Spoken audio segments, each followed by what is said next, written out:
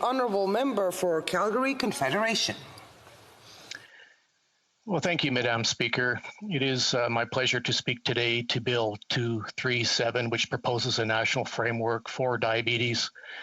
This bill has been brought forward by our colleague from Brampton South, and I would just like to take a moment to comment on her dedication to seeing this bill passed and her overall concern for the health of Canadians. The member who I served with for many years on the Health Committee has always been one of the most nonpartisan and collegial members of the committee.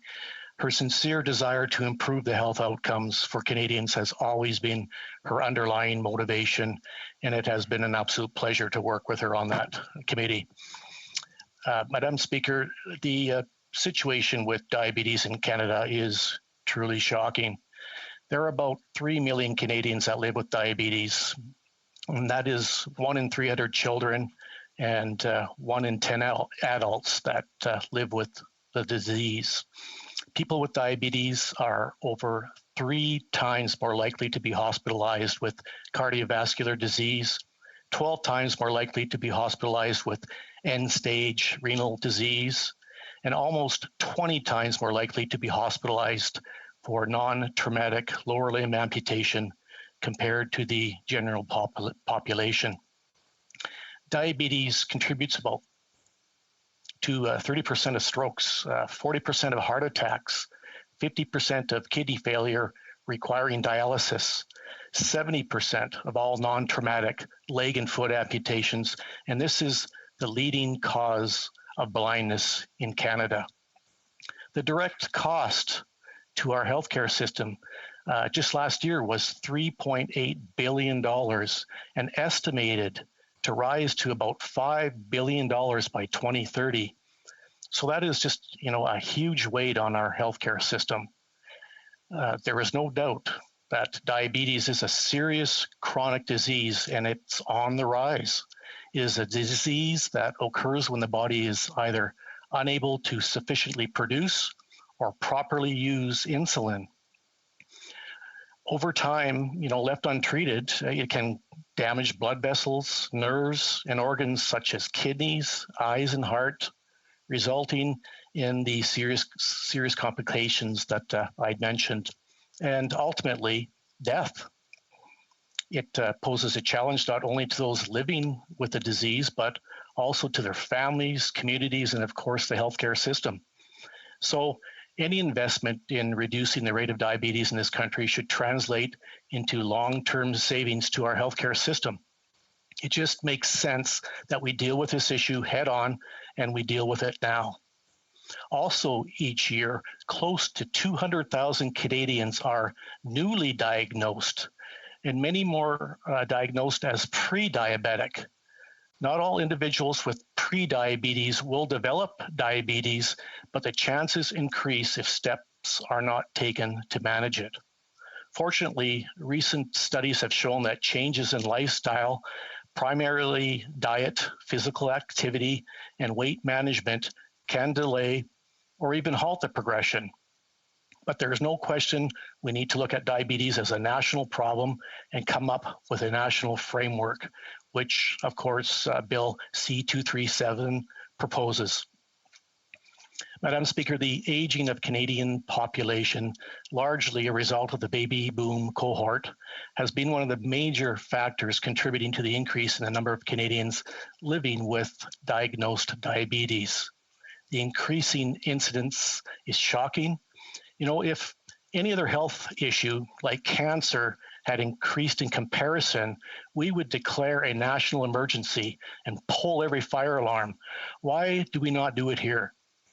I believe it is because of the ongoing and unfair stigma that those with diabetes are simply lazy, unhealthy, and authors of their own problems, which is simply not the case.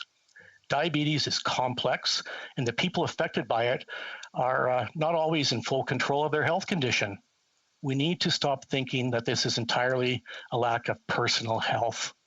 At the same time, we should also not underestimate the importance of maintaining a healthy weight and lifestyle.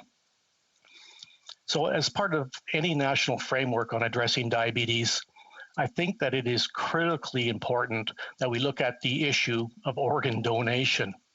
I know the member from Brampton South is also very supportive of organ donation and improving our system here in Canada. Diabetes, at its root, is a malfunctioning pancreas that fails to make the necessary amounts of insulin at the right time. For type 1 diabetes, there is some hope that they could receive a pancreas and or a kidney transplant. A transplant can cure this problem and eliminate the need for insulin shots, but we need more people to donate these life-saving organs.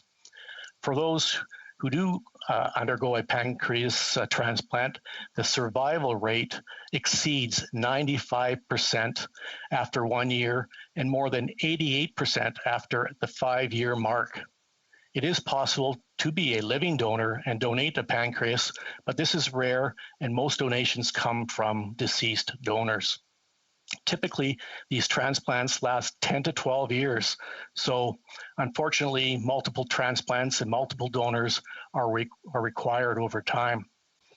When it comes to kidney donations, the situation in Canada is quite dire, with more than 3,300 people on the waiting list. The demand is high because kidney transplants are a need for more than just diabetics. The waiting time can range from months to years. Many never get their second chance at life. The good news is that you can be a living kidney donor. You can donate one of your kidneys to save another, and I admire the member from Edmonton Manning who did so for his son. Of course, live donations is a complex process and is required because we do not have enough deceased donors. The point is, Madam Speaker, Canadians can dramatically improve the life and health of a type 1 diabetic by becoming an organ donor. So I strongly encourage all Canadians to register on their provincial organ donation registries and let their loved ones know of their decision. Sadly, a pancreas transplant is not really an option for those with type 2 diabetes because of the type of diabetes occurs when the body generates a resistance to insulin or is unable to utilize it properly. Type 1 diabetics make up about 10% of those with diabetes, and their bodies just don't make insulin, and a situation where a pancreatic transplant would be required. Madam Speaker, a constituent of mine, Brooklyn Rhead, a grade 12 student at St. Francis High School, was diagnosed with type 1 diabetes in February of last year. She suffered severe symptoms for about a year before her diagnosis. Her symptoms included extreme thirst, hair loss, fatigue, inability to concentrate, and weight loss. And as part of Brooklyn's efforts, she has set out to increase awareness about type 1 diabetes and to raise $5,000 for diabetes research in her high school. So far, she has raised $3,900, and I am confident that she will reach her goals. So I applaud her. Madam Speaker, more than 300,000 Canadians have type 1 diabetes, and Brooklyn's efforts are creating awareness. It's important. It's an important contribution to finding the answers. Many desperately long for a cure. So we know that there is a need for a cure. We know that there is political will. We know the need is urgent, and we know the need is growing. As parliamentarians, we need to move this bill along as quickly as possible to make that difference. From my own personal experience, I've seen excellent pieces of legislation die when an election is called.